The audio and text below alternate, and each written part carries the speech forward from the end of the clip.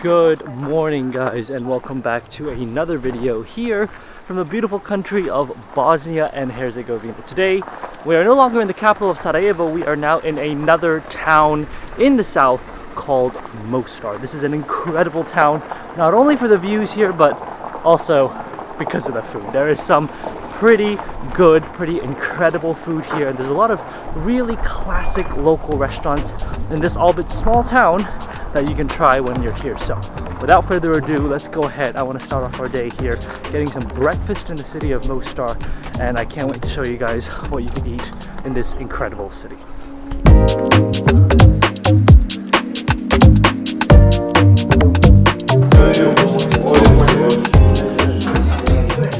Well, the thing with breakfast here in Bosnia is that you can't have breakfast without some burek. And here we've got the classic burek with meat.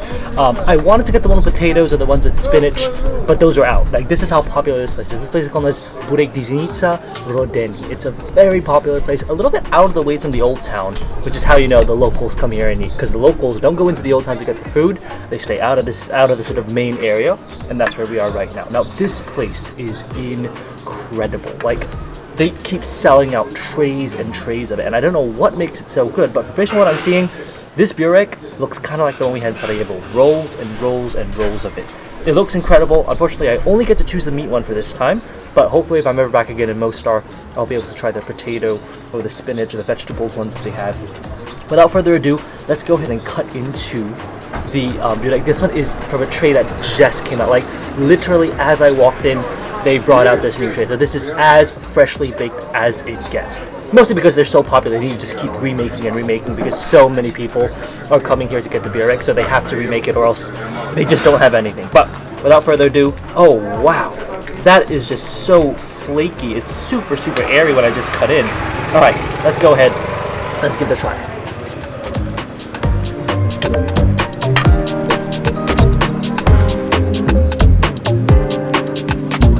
That is so incredible, and it's so different from the actual one I had in Sarajevo in the previous video.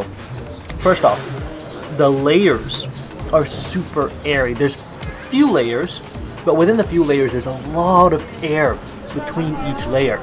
So when you actually crunch in, when you actually take the first knife and like stab at it, it like sinks because of how airy it is. And you can actually see the amount of air that is inside. The meat, it's very salty. And I think the reason they make it so salty is the dough itself doesn't really have much flavor. Other places they put a lot of flavor in the dough, but here the flavor is all in the meat, and the meat is really, really salty, which is why usually people will get some drink on the side just to balance out the saltiness of the meat. For me, what surprised me most is the airiness of it on the inside. It's still super crunchy. It's just a lot of hollow space inside the burek, and it's not filled to the brim with meat. But the airy space sort of gives it this nice different crunch and texture that you don't usually get from other types of burek that you would have. So it's really, really good. It is incredible. Super warm. You can tell it was just freshly baked. And that's what I love about this place. They are so popular, they need to keep making it over and over again, and that's what really sets them out for me. So love this place. Like I said, if you want really good food here in Mostar, you're gonna have to leave the sort of old town area and see where the locals are eating, and this is a perfect example of such a place.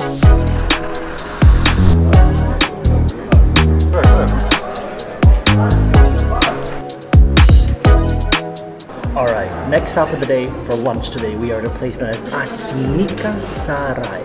It is an asinika, which if you come to Bosnia, you know, these are like the little homemade sort of food places, these little food family-run eateries where you get really traditional local Bosnian food, and that is exactly what we've got for lunch. They've got a selection of daily offerings, is what they call it. Basically, what they've cooked for the day that you can go ahead and try out. And let me say, he filled up my plate. I mean, look at this monstrosity here. But before we start with that, I got some chicken soup. I love chicken soup in the Balkans, and I can't wait to see how chicken soup is like here in Bosnia. It's very, very clear chicken soup. We've got some noodles in there, some chicken, and some carrots as well. So without further ado, let's go and try it out.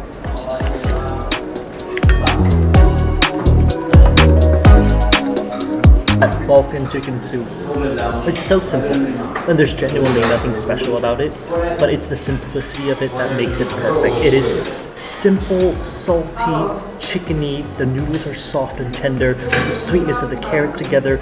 It's just a simple, nice soup, and that's what makes Balkan food so good. That's what makes Bosnian food so good. The simplicity of it makes it the best type of food you could ask for. Let's go ahead and get some bread, and what I'm going to do with the bread is I'm going to go ahead and dip it inside the soup. Nothing better than some bread and chicken soup. Let's try it out. Oh wow, that bread is so soft on the inside. It's like incredibly spongy almost.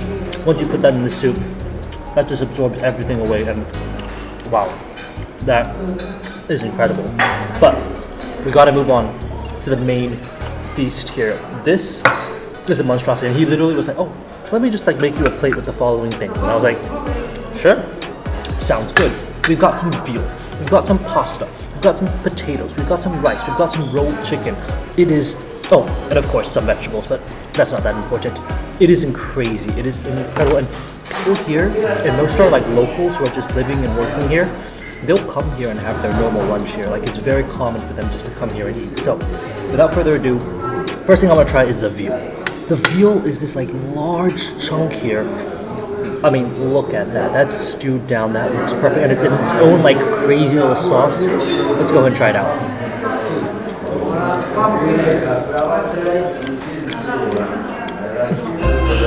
I mean, veal itself as a meat is a very soft type of meat. It's super tender. It's a baby cow. That's what veal is. So it's already super tender, but then when they cook it, wow, that literally just disappears in my mouth. It's a little got like a bit of like a crispy layer on the outside. I think that's just like maybe they seared it a bit before they started stewing it, but the inside, oh, that's like as soft as that bread that I had. Now what's really nice is that they've used this sort of sauce from the veal, and they've sort of let it drip on to the pasta below. So this pasta, you know, in Italy they have pasta with tomato sauce, so they have pasta with like a white sauce. Here it's pasta with veal sauce. I like that, so let's try that out.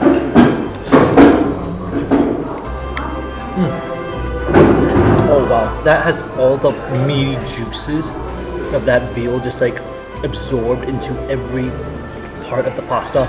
The pasta's a little overcooked, but that's fine because the flavor from that veal just dripping onto that pasta makes it perfect. Let's look at the rolled chicken. This is a classic here at this place specifically. They make really good rolled chicken apparently.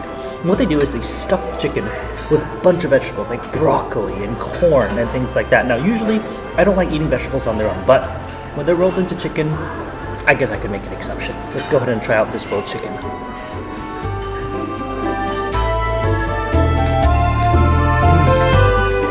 The actual sauce of the rolled chicken makes the chicken better.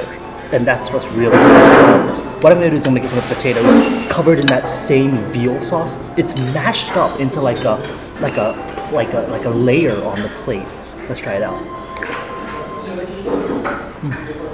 I don't know how they got that veal flavor, but when it drips down into the pasta and into the potatoes, it literally creates the most perfect combination ever. I literally could not ask for anything better and more substantial. I mean, there are vegetables here, we don't need to talk about that, but the veal, that is incredibly tender, and the rolled chicken, that is something that's, I've never seen that here in Bosnia, and all of that just drips down onto the starches below, the potatoes, the rice, the pasta, and it makes an incredible but messy combination that totally works here in Bosnia. If you thought we were just gonna have a big meal and end it off, you are wrong. We've got a lot more food. Well, not a lot more, but something really nice. I've got a dessert. It's a Herzegovinian dessert. So you were telling me, you know, how Bosnia and Herzegovina makes up the country. Some parts are Bosnia, some parts are Herzegovina. And this is a Herzegovinian dessert because we're in Mostar, which is a part of Herzegovina. I'm really messing up the pronunciation of this place. However, the name of this dessert is Hurmašica, is what he said it as at least. It's basically a type of pastry that's covered not in syrup, but in a sweet lemon water, which is very interesting. It's only found here in Herzegovina, so definitely a very interesting dessert to have. I've never seen this before, not anywhere in Bosnia, but it is here in Herzegovina, in Mostar. So without further ado, I'm just gonna take a little bite here and try it out.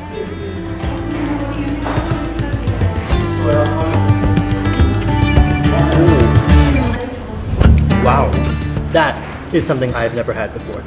It is, I think, semolina flour, if I'm correct. It's got this really nice crumbly texture on the inside. The outside, because it's not syrup, it's not sticky. It's just a little bit moist. And the moistness has gone through the entire sort of cookie, I'm gonna call it, but it doesn't mean that the whole thing is like crumbling and crispy. That's not what it is. It's got a sort of sweetness to it, but a bit of like a tanginess from the lemon itself. And on the side, by the way, I also got lemonade. It goes perfect with this. Hurmašica is what it's called, but really, really delicious. Just think of it as like a little bit of a wet cookie. You know how British people like to put their biscuits in tea? It's kind of like that, but instead here they sort of put it in lemon water, and in doing so it sort of softened it up, but it's still got the starchiness of the cookie, and it has an incredible flavor. Not too sweet because it's not syrup, and the perfect balance between tangy and sweet because of the lemon water. Now, what an incredible meal that was. That is how you properly do Bosnian food. That was 32 marka, which is about 16 euros. Considering the amount I got soup, I got a full meal, I got dessert, lemonade, all of that together. That is a fairly good price. It's about $18 for all of that. That's a pretty good price. It's located in this beautiful little courtyard off the actual main touristy road. I think that's why the food is so good, and the locals there are super, super friendly. They're really, really nice. So if you ever get the chance, do make sure, go check that place out. Hurmašica Sarai, that's the name of it. I'm stuffed, that was a lot of food, so let's go ahead and keep exploring the city, and I'll see you guys when I eat again.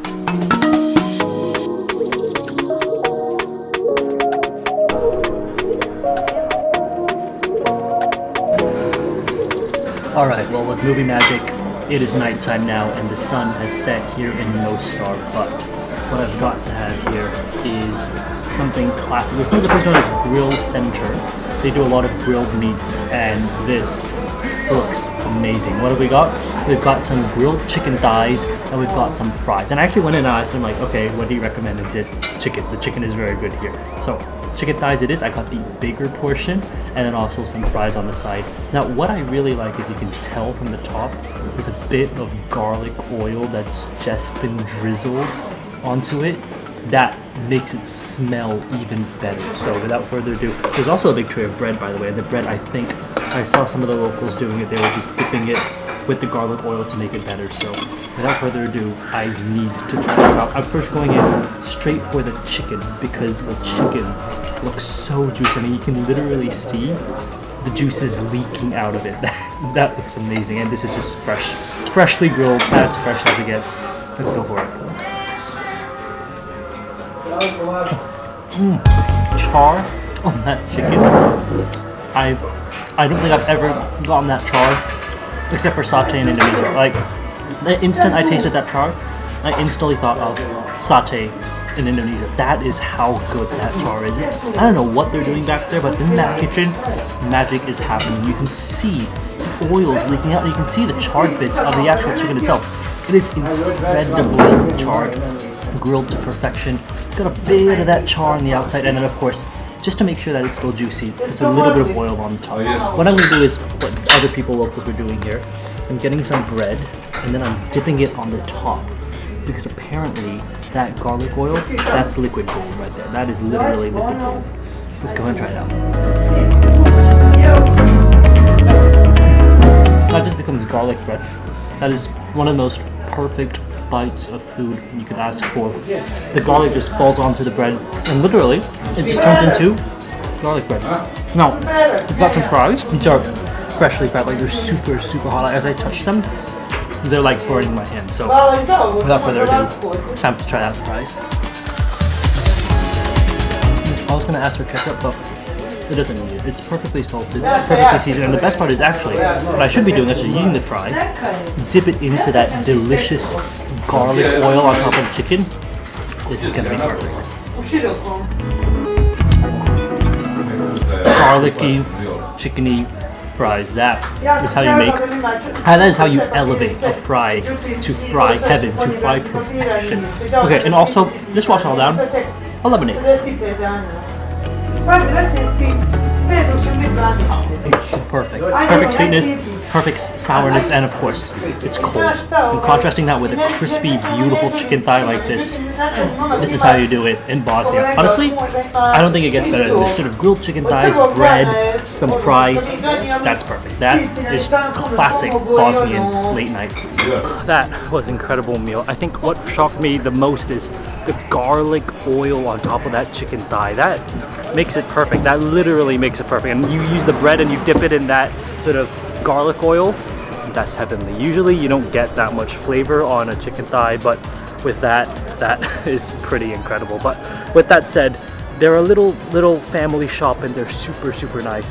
And they're just like a family that's really sweet. They're open pretty late, which is why I was still able to get something there. But with that said, I think it's pretty late in the day. Let's go see if we can get something sweet to end off the night, because I have a feeling that we should be able to get something that's gonna be pretty good here in Mostar.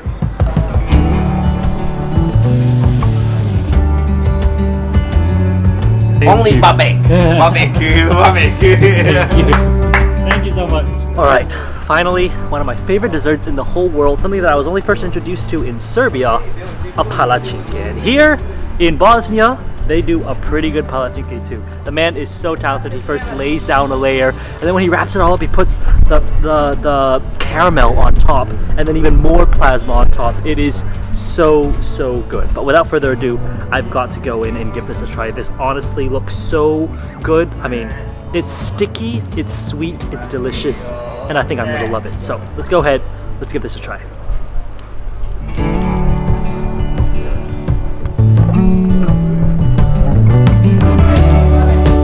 That is amazing. I love that because you've got the hazelnut Nutella on the inside with plasma, and plasma just adds this different texture dimension to the palacinke. The dough, it's so fluffy. It's actually fluffier than the other palacinkes I've had. Sometimes the palacinkes are a little bit burnt, a little bit cooked too much, but this is a perfect palacinke. And the way they serve it, they roll it up into this tiny little roll. I've never seen that before. Usually palacinkes are served in like a triangle, or when I was in Niš, Serbia, they served it in like a big packet.